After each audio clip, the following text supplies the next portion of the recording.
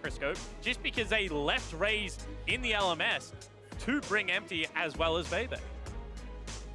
This, the first game here in Group D. Group C's first game was pretty impressive showing from Cloud9. Both these teams would love to come out, have that equally impressive first game, really set themselves up to be the team to beat in this group.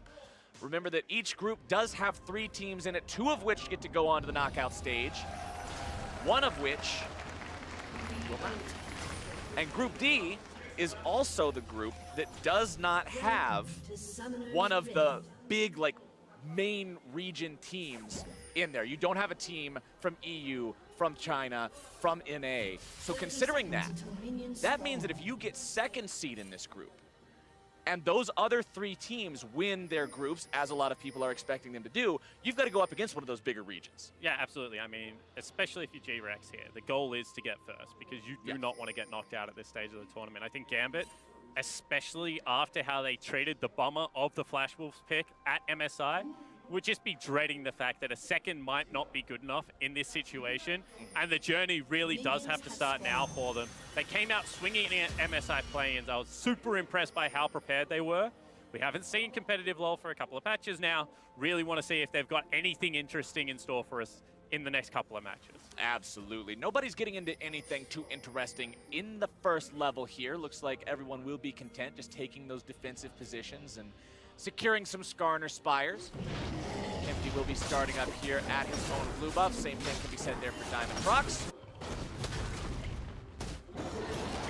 And a little bit of a different start here. I mean, double blue buff starts coming through for the junglers. We saw double red buffs both last game. So I think it maybe lends itself to how well of a farmer. Ooh, some damage. How well of a farmer Skarner is in the early game. Want to be able to just spam out that Q. Want to be able to control your Spires. The nice part about Skarner is you essentially have unlimited mana as long as you are in the Spire. There's no way you can actually run out of it, but getting the blue buff down also means that you're going to be clearing the red buff later, so you have more time to utilize that for your ganks. Famous level 4 Skarner ganks that we always hear about. You know? They're fantastic, let me tell you. No, they're not. They have to be so far behind the opponent. I think that the reason we're seeing Skarner come back in to the meta is just how easily he is clearing the jungle at the moment, and the fact that he is still impactful at that level 6 mark. You know, the electrocute nerf certainly helped him out a little bit because all of a sudden he's not getting blown up in those 1v1 situations. If you engage onto Skarner and he doesn't die, the little bugger does like a surprising amount of damage. Does a lot he just of damage. starts wiggling at you and swinging his claws, and yeah, he really hurts. People underestimate how much damage you can do when you get such an amazing cooldown reduction by using the Q on enemy champions. Did you know that Skarner with 40% CDR, if you're using your Q on enemy champions, if you auto-attack an enemy once, it has a 0.5 second cooldown? Yeah. You just spam that out like crazy. That's a very deadly Scorpion. That is not somebody you want to mess with. But right now, Candy is not somebody you want to mess with in the mid lane here either. Has a lot of lane control super early on. Here is half HP, no mana, and just stuck under the turret. Yeah, if you can't bounce the Malefic Visions, you're going to go oops super early in this matchup.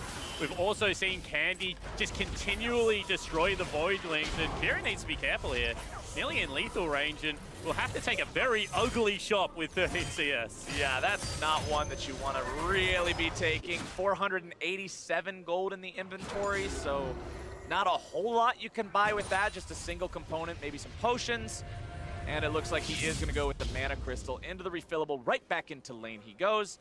The Syndra goes back, does grab the Dark Seal to enhance the Corrupting Pot, as well as Boots 1. Yeah, and that's what I would have expected to come out of Kira, to be perfectly honest. Like, I would have liked to have seen the Dark Seal as well as the refillable. Try and regain some semblance of control here. However, going with Mana Crystal, I mean, probably helps a little bit more of the immediate problems, but you just kind of see the mindset already of the experienced Gambit mid laner is getting bullied around, needs that level 6 to be able to turn the tide of this lane. Bottom side, you can see that Stitch has the Sentinel set up for the Kalista, making sure that it keeps an extra eye on the jungle in case Diamondprox wants to make a move towards this bottom lane. And looks like it's going to be 2 versus 2 for now. Diamondprox are going to come in there as well. Edward taken down to half HP, but it will not go any further. Even though Gambit had the extra body down there, the fact that they went in early and lost that even fight means that it's Edward who walks away the most hurt. Yeah, I mean, Edward did what, you know, a lot of Thresh players do, just walked at them, got the double play. It looked like it was going perfectly. However, just the return damage that came out and the mobility of Stitch to just continue this pressure underneath the turret going to be pretty oppressive, and the hook going high-wide, not what they were really looking for, and Diamond wasting a lot of time down there. Also, probably lucky to not get his back reset. GRX looking like they have a good level of control right now on the map. And both junglers have also gone back and found their critical first buy. For Predator junglers, it's huge because it gives you the boot. It gives you access to your keystone. Yeah. Without that level 1 boot, you don't have one. As bottom side, it's spears being thrown into Lodik there. As Stitch continues to maintain this lane control. Pretty low on mana, though, so just going to keep farming up, keep those guys away from this bottom lane. And for GRX, remember, this is a team that their regular season was bad. Okay. It was wishy-washy to bad. Yeah, it was. They finished 5th. Right. For a team that goes to Worlds, that's not a good regular season. Yeah, 5th. You're not at the very bottom, but you're not exactly singing your own praises and writing songs about how good you did. At the same time, once they got into regional qualifiers, they had a much better showing. They were first in a lot of metrics of all the teams that were competing there in terms of how we measure how good you were doing. And this is a team that you would hope then could use some of that momentum coming here into the play-in stage. Yeah, completely agree, and I think that the big thing that changed for them was the more consistent approach to jungling, the less risk-taking. We saw a lot of the time that exactly this was happening in the regional qualifiers, that they were just organically winning lanes, pushing in, allowing Empty the freedom to be able to invade when he wanted. They've got CS leads across the board. That's going to lead to pressure, and Diamondprox to have to start taking more aggressive routes throughout the jungle and looking to relieve that pressure. And if you just stay with 3 pushing lanes, more often than not, the enemy team will crack eventually and start trying to look for those plays. And I find it interesting that GRX is winning all 3 lanes right now in terms of looking at the farm and sort of where they've been, because Gambit is a team that has had Kira, Stejos, and Lodik all be the carry before. These guys all have big carry potential, but so far they're all losing their lanes, and to be able to shut down all 3 of those weapons early on like this is good for GRX. Yeah, it certainly is. It's saying that the tide should start turning. You know, all of a sudden you got access to Stejos' ultimate in the top lane. Kiro's got his as well. As soon as Diamond can join that party, as soon as you got the top side of the map with the level 6s, if Stejos gets any priority up there, he's going to be able to just walk mid lane and start pegging ultimates at Candy, who Syndra, not necessarily known for her high mobility. No, not really. Susceptible to some of these ganks. Has a little bit of trouble on that one as Diamondprox shows up here into the bottom lane, wanting to set something up yet again. Remember, he did pay a visit here earlier, but it didn't work out too well. All solo laners and junglers have ultimates right now, ready to go. You'll see Empty set himself up there on his Spire, making sure they've got control over that one. Kira just going to knock the shield off of him there as the Sentinel will continue just maintaining control, vision over this bottom side of the river. Both teams, you can tell, want to make something happen down here, but it's sort of a game of chicken. Yeah, it certainly is. I mean, they're just continually looking to unlock Edward on this Thresh. They need to start getting potentially some ganks rolling down here for this pick to really pay off. Historically, one of Edward's biggest champions. But I think Empty has really read this playbook. They know that they can't take down the Urgot top lane, so really there is only a play mid or bot, and he's just doing a very good job of hovering between these 2 lanes, and the control is certainly there. GRX recognizing how much control they have over the lane, and the fact that you've got the Kalista level 6. I talked about this a little bit during Champion Select, but this is so powerful because you can walk forward and check wards like that. Yeah. Just throw Alistar in front, have him smack the thing, and if he gets in trouble, whoop, you pull him out.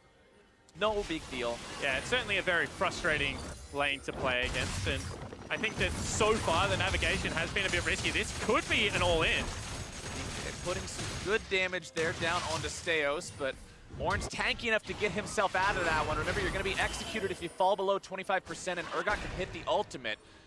Candy finding a little bit of damage down onto Kira there, but Diamondprox hovering around this one.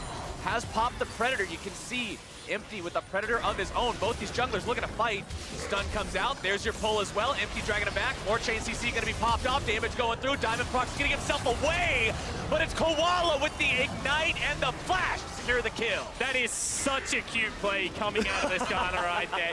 Able to read Diamondprox again like a book. Diamond wanted to go bottom. All of a sudden, Empty's down there. Big pole.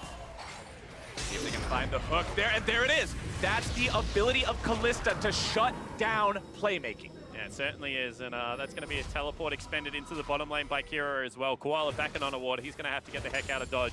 but you've got to applaud Empty. He has been at every gank situation that Diamond is looking for. And at the top of the show, you know, Shocks, Marks, Raz, they were talking about the fact that this guy on your screen that's about to get picked up and killed is the catalyst for all of the plays. So if you're just able to track him around, if you're able to ensure that he is not having any major effect, it's going to go a long way to beating Gambit. And he did a really good job there, smiting the big chicken to get enough health to force both summoners out of the enemy support. Otherwise, he wouldn't have lived. But it still wasn't enough. Sometimes they just bring too many people to the party and there's no way to get away from it. It was a good move there from GRX, who are now 1,500 gold in the lead, despite only having the gold from a single First Blood plus assist under their belts. And that's because of the farm spawn. Look at this, 10 CS in the top lane. You've got about 10 CS in the jungle, 20 in mid and bottom lane. They're just out-laning their opponents. And I said to Raz, you know, I've watched GRX play. I actually have a little bit of a crush on the LMS as a region. I really enjoy how they go about League of Legends, always have. I just said, Raz, you need to start pointing out some positives of this team, because I'm a skeptic after watching them play in Split 2. And he said their individual players are still good enough. If they bring the game plan, they will start winning games, because individually, this is a team that can stand up. And I think that that's what we're seeing right now. Isolated laning phase, track Diamond around with the Skana, and just accrue leads, and it's working a treat. Looks like Gambit have decided, all right, this isolated laning phase isn't working so much. Let's get the boys together. Let's have a party in the Drake pit, grab ourselves that Infernal Dragon, get some more bonus damage stats, thanks to the whole team picking that one up. GRX will not be there in time to contest it, and that is free objective going the way of Gambit. Yeah, it certainly is. The one thing that no one really talks about with Infernal Drakes, they're only good if the game goes long enough.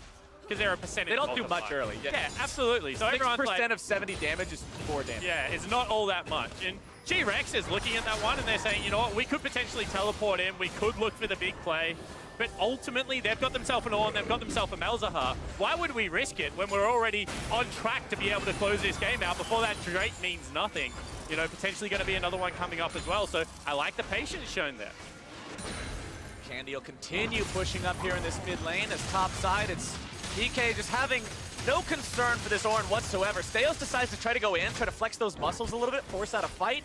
It ends up immediately turning right back on him as the 3-man invade from GRX, clearing out some vision, placing down some of their own. They want to make sure if there's a rotation, they're on top of it. They can see what's going on there. Diamondprox still hanging around down towards this bottom lane, as this should be continued control over the area for GRX. Kira could be in some trouble here. Empty goes to the flash, into the pull, into the damage, into the ult, into the kill!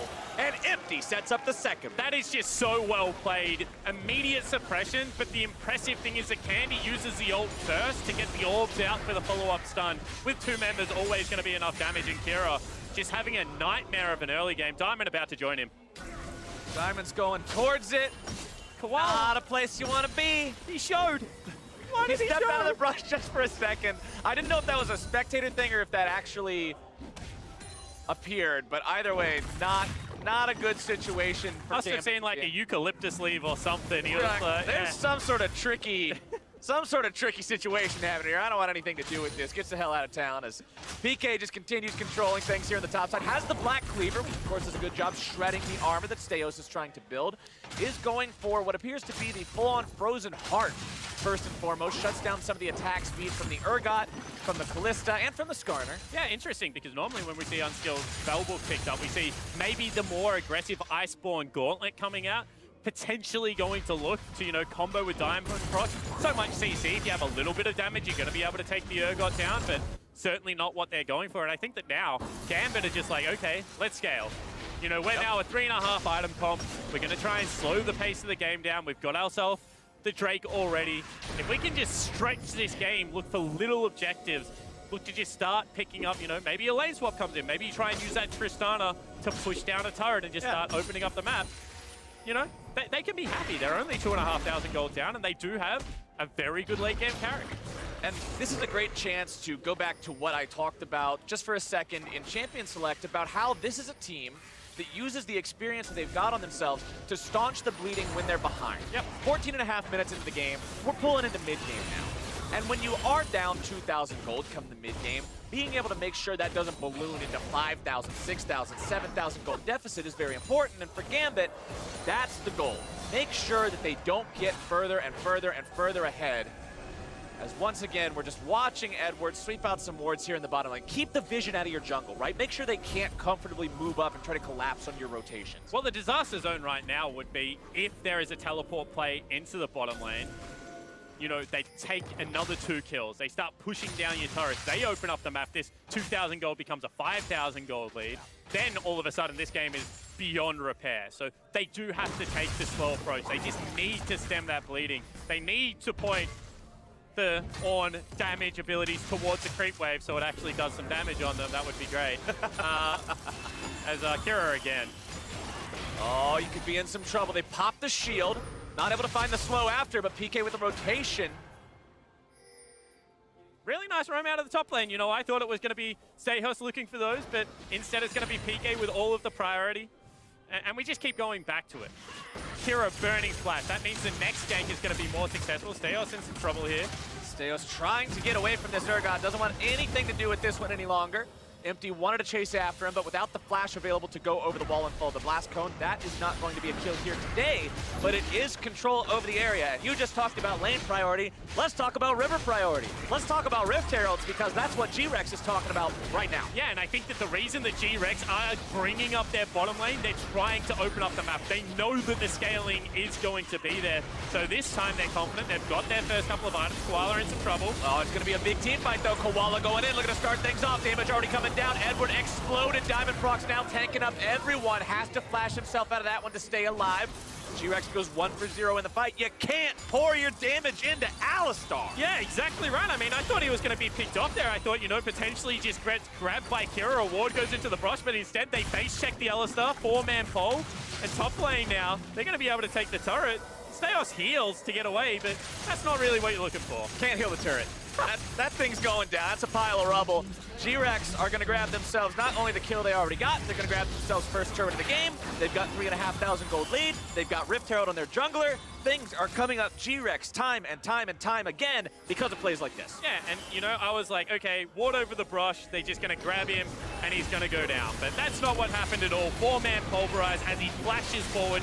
Decisive play. The Rift Herald's already dead. Gambit, what are you fighting for? This is one of those games where we said, staunch the bleeding. Don't give anything back to them.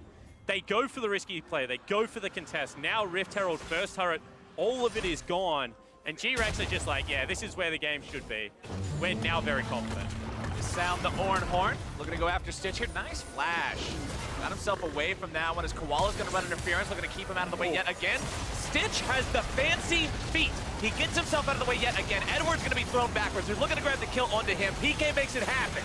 Still going to be on the front line there with the Urgot. Suppression goes down into Candy behind enemy lines. But now Kira, you're alone, man. This is not the place to be. Candy cashes in, and GRX 2 more kills. And time again, Gambit are like, this is the play that we're looking for, and they realize halfway through it certainly is not. GRX punishing them for sticking their hand in the cookie jar. And you can just see how confident this lineup is right now. They did the hard yards at the start of the game. Now all of it is paying off, and they've got leads everywhere. Another one just popped up in the bottom lane as Shelly used herself as a human, well, Void Thing Wrecking Ball to take that one down. PK moving up through the enemy jungle. No concern whatsoever for what's going on right here. Stejos trying to get himself away, but Empty decides they're going to bring Diamondprox right back into the rest of the boys. Candy barely escaping from that one, accidentally taking the turret aggro, as Lodik does manage to pick up the kill onto Stitch in the jungle in the meantime, but that is still 19 minutes into this game almost before Gambit get their first kill. And GRX just continually roll with that momentum, you know, they speed the game up. They say, you want to go aggressive, we can certainly fight fire with fire. You use so much in that bottom lane assault. We're going to rotate it from bottom to mid lane. They take down all 3 outers.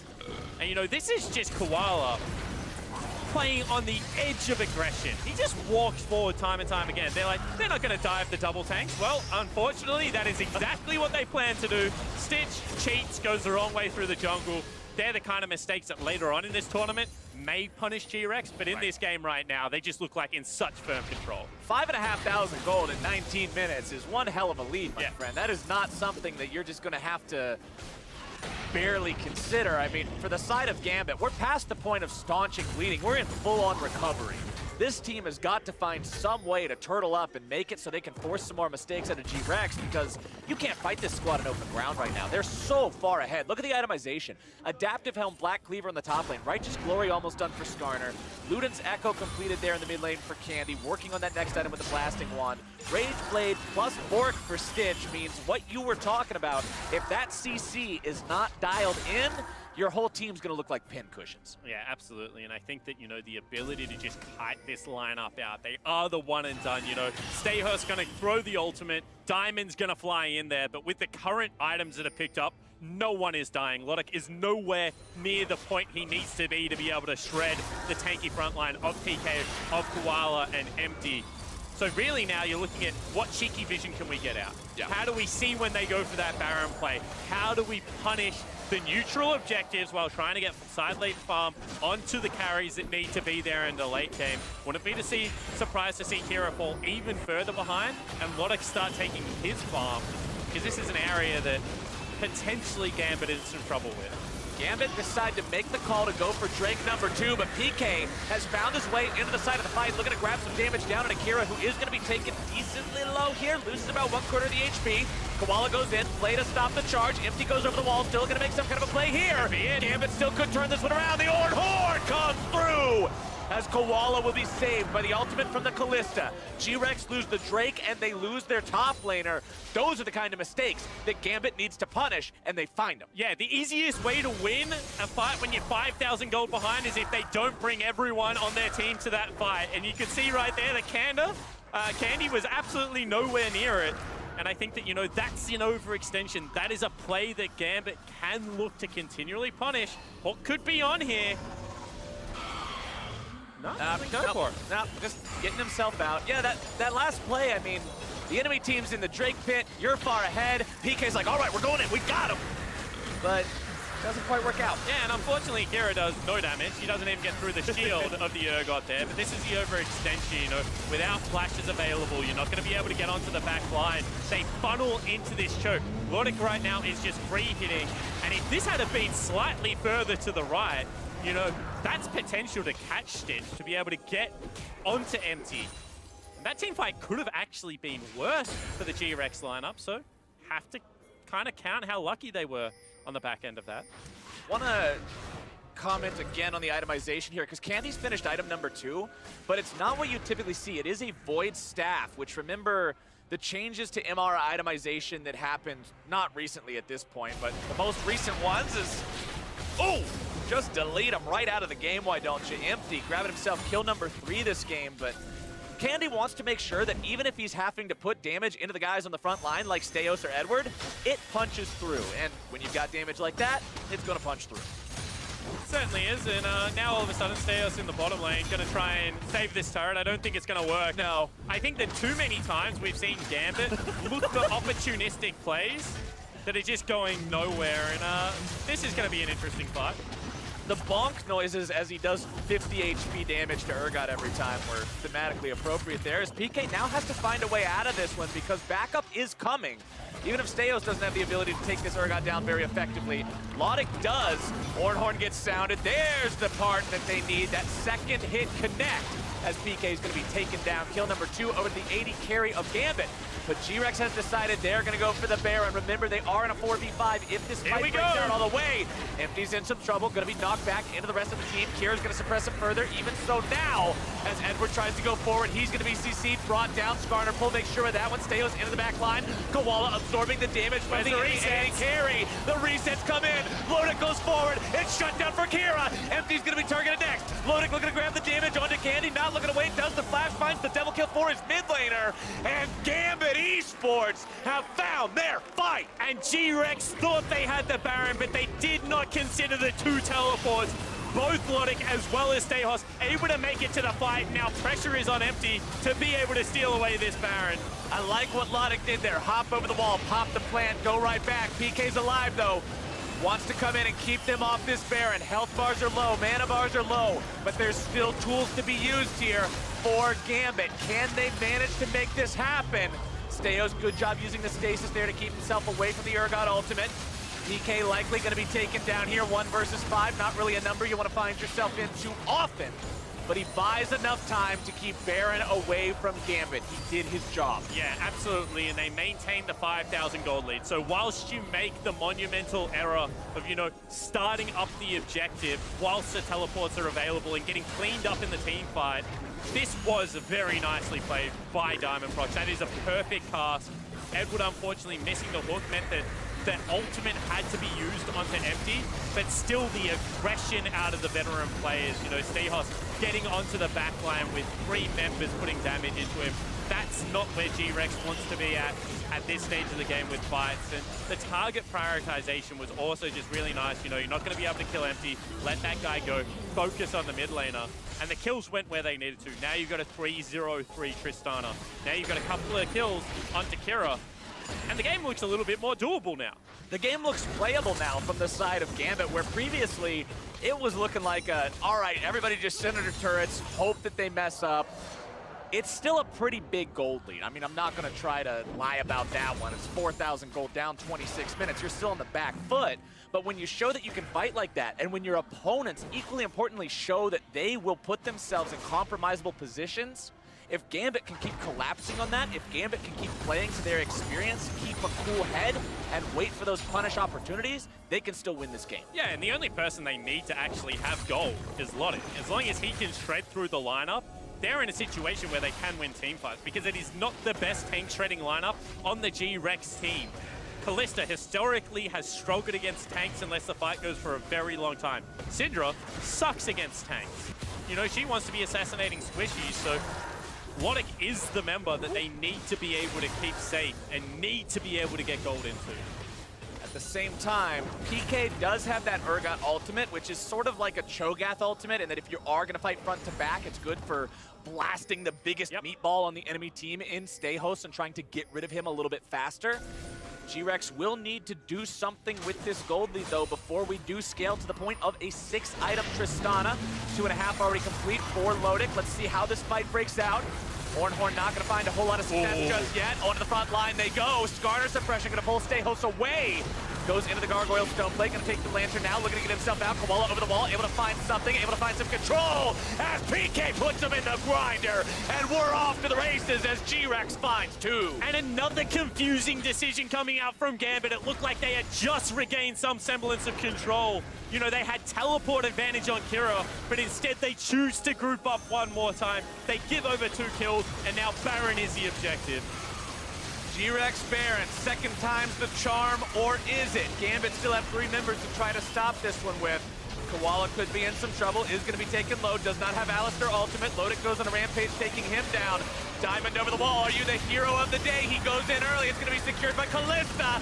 Lodik wants to find the kill, grabs one onto Candy, still looking to finish off even more. Stitch grabs the damage down now onto him. Kira's already shut down as Empty grabs that shutdown onto Lodik as well.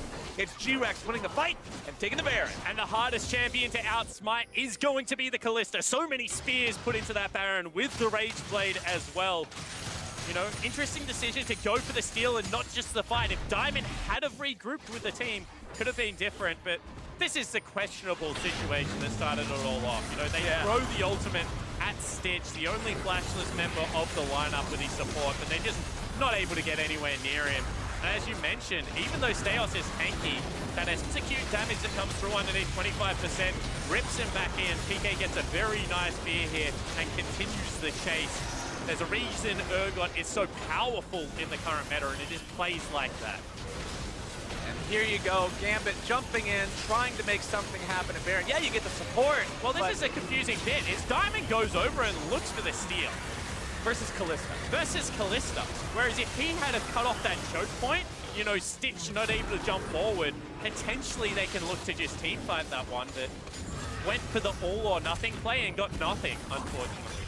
Honestly, the whole fight from the very beginning just spelled out greed is a deadly sin to me, because Gambit felt so greedy with that engage, saying, all right, we won the last fight, we're going to sound the Ornn horn from 2 miles away and try to hit Kalista. It just doesn't work that way. You've got to play to how you're winning the fights, and that dire mistake from Gambit now puts them at a point where they're down 7,000 gold, where GRX has Baron, and they're pushing. How much is 2 miles in non-freedom units? kilometers, you know, like the rest of the world? I can try to figure that out after this push is done because I only measure things in freedom units. I apologize. It's a long way away to sound the Ornn. There we I'll go. give you that one. You know, just a little bit confused as I Gambit right now, getting pulled all over the map. This Baron buff starting to put in some work. All right, Gambit have got their work cut out for them, man. It is hard to defend against a lead this big, against a Baron buff on multiple enemy members.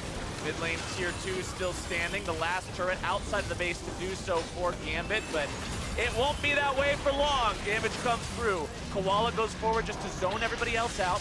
Empty decides to pop the Righteous Glory just to see if maybe somebody's going to step up too far. They're fighting again. There goes the Horn. Finds its way onto some of the tanks. Depression down into PK. That's not the guy you need. Diamondprox barely getting himself out. Stejos going to be pulled back by the Skarner ulti.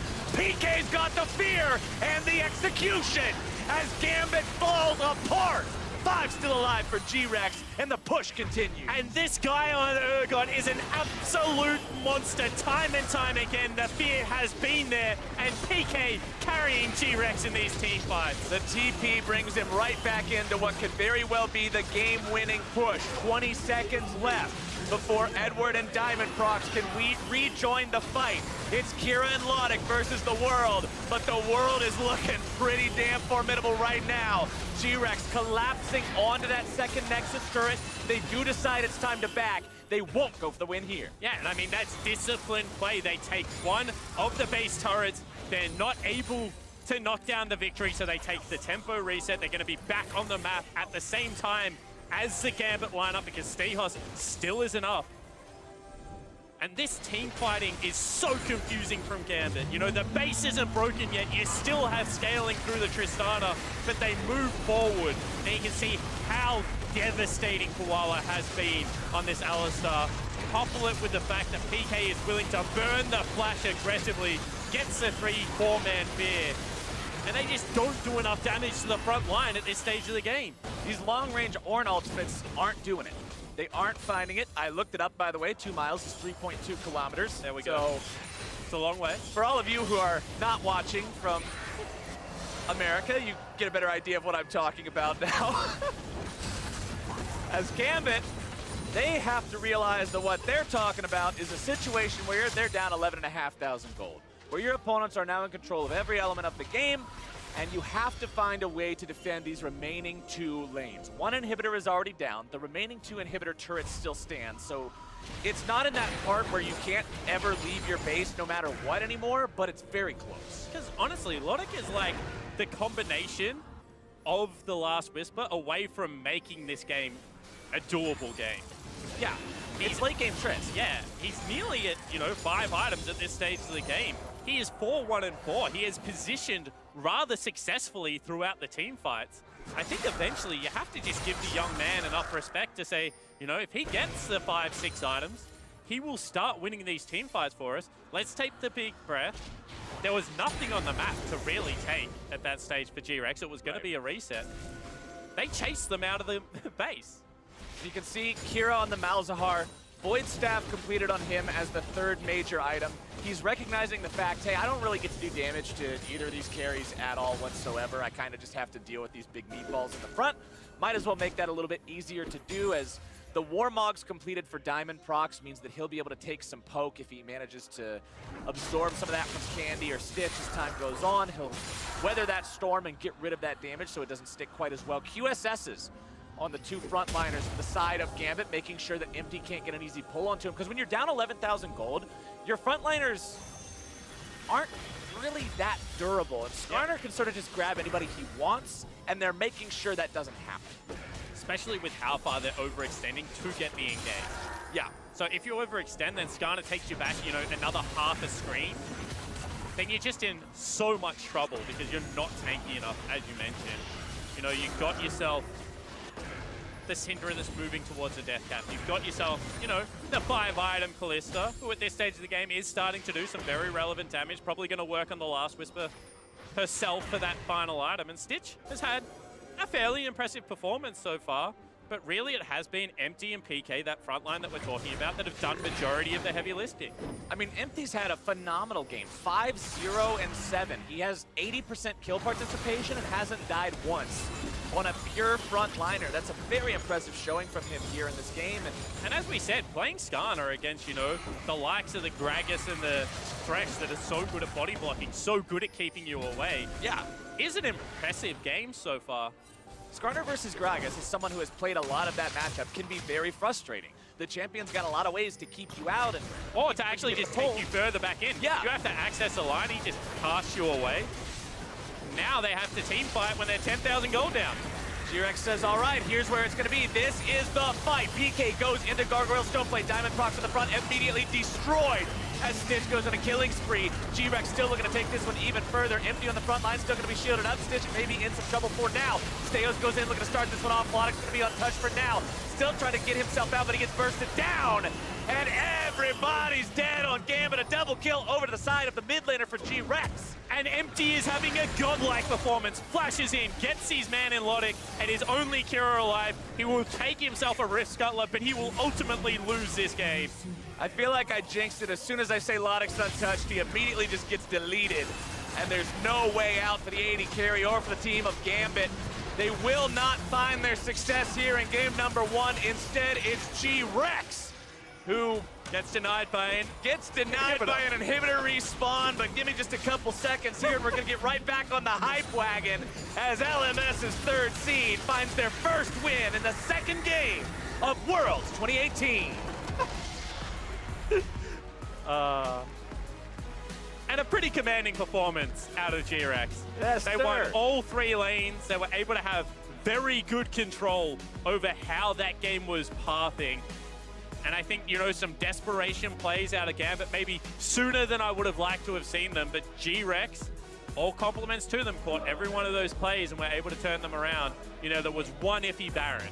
Yeah. But apart from that one